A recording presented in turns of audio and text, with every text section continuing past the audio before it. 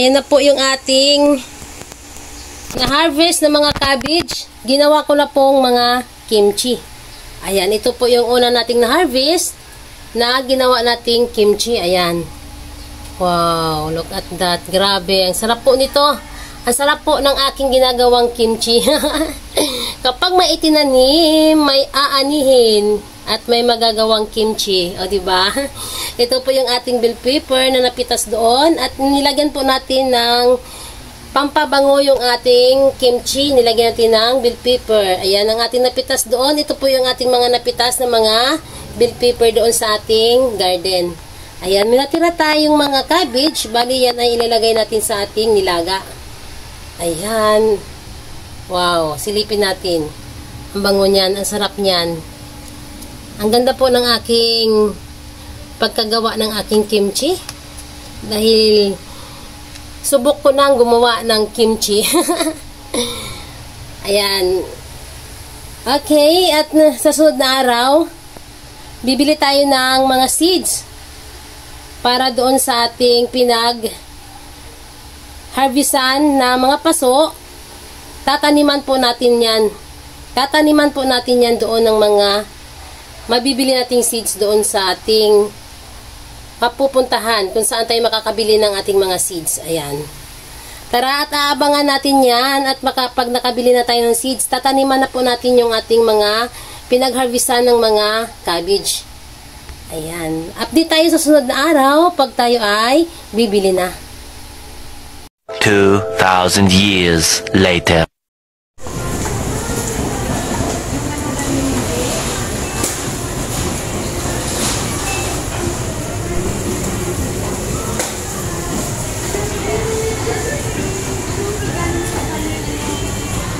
Laki.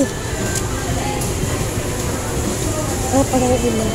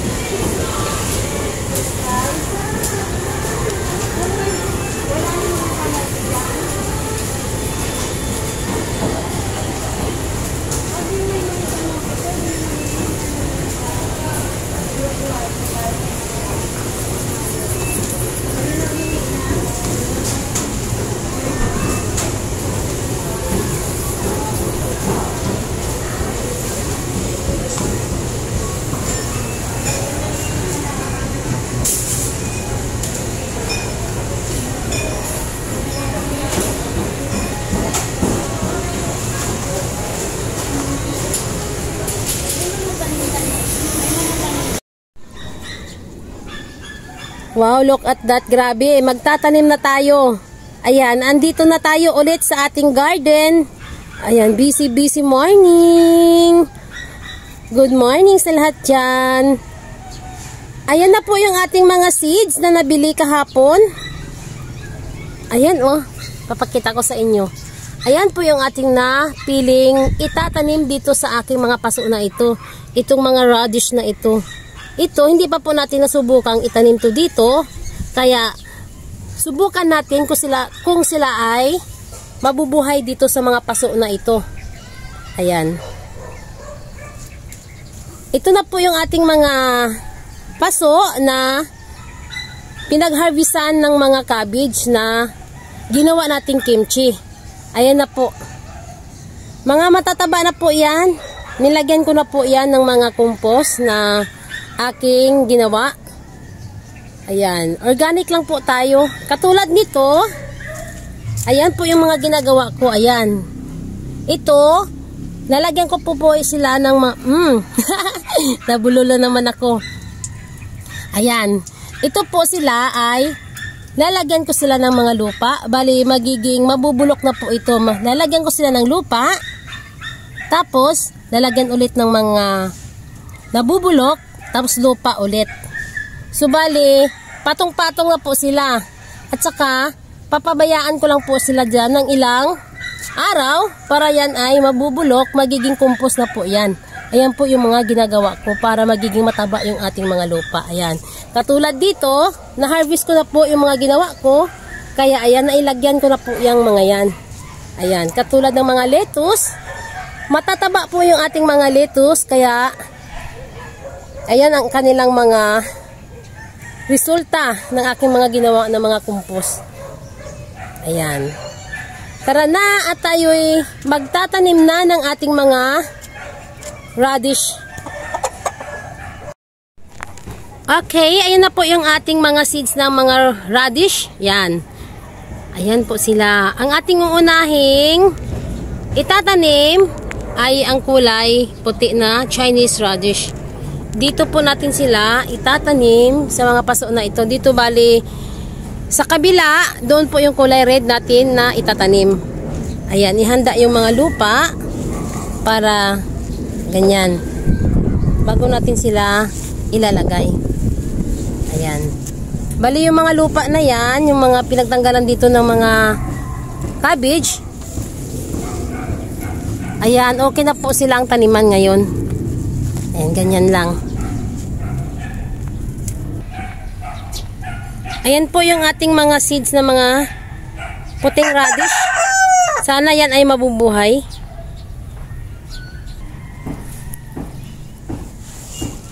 Ayan, ganito lang po ang pagtanim natin yan. Isa-isang direct lang po yung pagtanim ko ng mga radish. Direct lang, hindi po natin ipupunla. Dahil malalaki po yung mga seeds nila.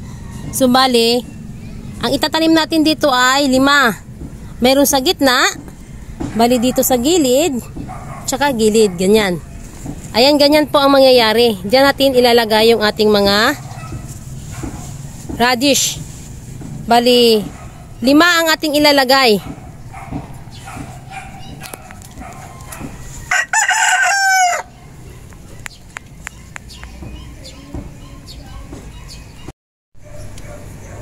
Ayan, ganyan po yung ating mga butas dyan. Ilalagay na natin yung ating mga labanos. Bawat butas, isa-isa lang.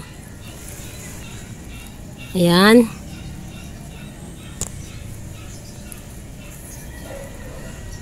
Okay. Ayan, nalagyan na po natin yung mga yan. So, bali, tatabunan na po natin sila ng mga lupa. Katulad yan, tatabunan na yan ng mga lupa. Ganyan. Ayan. Ganyan lang po. Okay, natapos na nating itanim yung kulay puti na labanos. Ito namang kulay red ang ating itatanim dito. So, bali ito yung kanyang seeds. Magkaiba ng kulay. Yung puti na radish, parang dark brown. Ito naman ay light lang. Ayan. Dito natin siya itatanim sa paso na ito. Bali magkabilaan sila. Tara na at itatanim na natin. Okay, ayan. At itatanim na natin yung ating. Isa-isa lang din ang pagtatanim natin sa mga red na radish. Ayan. So, bali lahat yan. Ay, shoot ba? Ang hirap i-shoot kasi medyo, ayan. Okay, at tatabunan na po natin ang lupa. Ayan. Pareha lang din doon sa ating puti na radish. Ganyan lang din. Ay 5 lang po sa isang paso yung ating ilalagay. Ayan. Katulad niyan. Ayan. Pagkatapos ko po silang lagyan, lahat ng mga yan, pagtapos natin tataniman, didiligan na po natin yan. Pero meron pa po akong ilalagay dyan na halimbawa, yung ating mga radish na ito, hindi mabubuhay lahat. kailangan ma-extra po tayong nakapunla. So, bale, ang ginagawa ko, dito sa huling paso, mag-ano po ako dito ng, ayan, katulad nyan, huling paso po yan dito. Magguguhit po ako dyan ng paganyan, pahaba. Ayan. Dito lang po sa gilid ha, sa gilid lang po. Ang ginagawa ko dyan, maglalagay ako dyan ng mga seeds, ng mga extra. Dahil hindi po lahat natin sure kung mabubuhay po yung mga ibang mga naitanim natin sa mga paso. So, bali, pag limba mo yung namatay, ayan, mayroon tayong pangpalit. May pampalit tayo para magiging sabay po silang lumaki. Sabay po kasi silang naipunla o naitanim. Ayan, dito lang po sa gilid. Tatabunan na natin yan. Ayan. Kung yan po ay mabubuhay sila, kukuha tayo dito ng mga seeds na yan. Dito lang po sa gilid. Kasi ito, tataniman po natin yung nandyan. Pag yan ay mabuhay at yung naitanim natin doon sa mga paso na yun ay may namatay, dito tayo kukuha. Kukuha tayo dito sa mga sa gilid na ito na inaipunla natin. Okay, yan po yung ating sikreto para sabay-sabay po silang lumaki dahil sabay-sabay po silang itinanim. Ayan. Ganyan lang po yung aking ginagawa dito. Ayan. Tara na at magtatapos tayo dahil didiligan natin pagkatapos natin. Ayan, natapos na po tayong magtanim. Itong mga seeds natin na to, ilalagay po natin sila sa ref. Alam nyo na kung anong gagawin ko sa aking mga seeds. Kailangan itago natin lang sila sa ref. Yung mga nakapanood, doon na sa na-explain ko, bakit ilalagay ko sa ref, ayan. Alam nyo na kung anong gagawin para hindi po sila ma-expired. Tara na at magdidilig na tayo sa ating mga itinanim na mga labanos dito. Okay, pagkatapos nating magtanim, ayan, didiligan po natin sila ng mahinang tubig lang para hindi po sila pumailalim ng todo. Baka mamaya hindi na sila umahon. Eh, kailangan mahinang tubig lang, ganyan lang. Ayan. Ayan, ganyan lang po ang ating pagdidilig. Ayan. Okay, sa susunod na araw, update tayo dito sa kanila kung sila ay mabubuhay na. Ayan. Dahil magtatapos pa po ako magdilig. Ang dami ko pa pong didiligan. Katulad niyan, ang ating mga talbos kamuti dito. Ang tataba na nila, oh. Nakailang pitas na ako dito. Ayan, at tayo ay magdidilig. Sino mahilig sa talbos kamuti? Ang daming talbos kamuti, oh. Ayan. Dito po yung aking mga sitaw. Ito, nag-iisang sitaw dito. Ayan. Salamat sa Diyos at nabuhay po siya. Dahil isa lang po ang nabuhay, hindi po maganda yung seeds na nabili ko. Ayan. Tara na, bye! At update tayo sa susunod na araw dito ha. At magtatapos pa ako magdilig.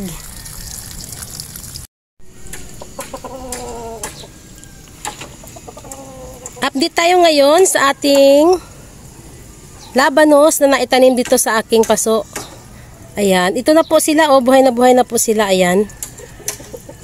Ayan. Ayun na po yung ginawa natin na extra dito sa gilid. Bali, pag mayroon dito na hindi nabuhay, yung iba kasi hindi lahat nabuhay, ayun oh. Yung sa ibang paso, ayun, katulad doon, hindi siya nabuhay, ayan. Bali, dito tayo kukuha pag mag-transfer tayo. Ayan, didiligan na po natin sila.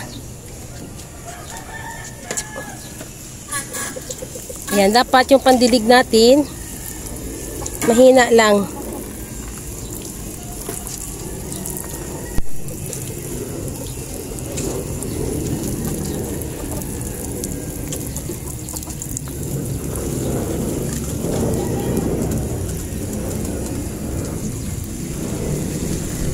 Isama na natin dilig yung ating mga lettuce.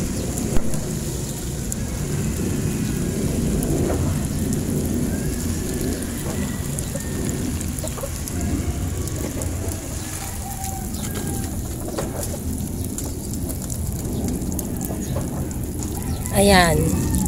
Sa susunod na araw, Update tayo dito sa kanila kung sila ay magkakalaman na. Kung gaano na sila kalaki.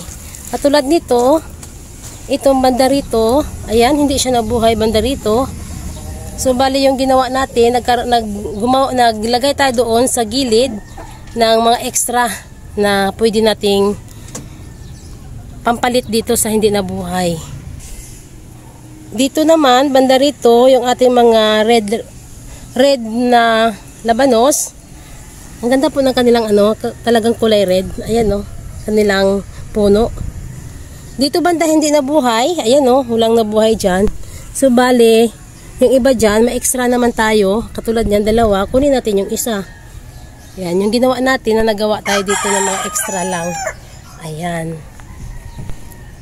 Ayan yung ating mga red. Doon sa kabila, yung kulay puti na mga radish. Okay, at ipagpatuloy natin yung ating pagdidilig. Ayan, ang dami pa nating diligan. Ayan ang ating mga lettuce dyan. Kailangan natin silang diligan kasi ayaw nila nang sumubra ang init. Ayan, okay. At kasunod na araw, update tayo ulit dito sa ating mga radish kung sila ay maglalaman. Ayan, salamat sa inyong lahat. So, walang sawang panonood sa aking mga vlog. Please subscribe my channel, Inday Names Rooftop Garden. Bye!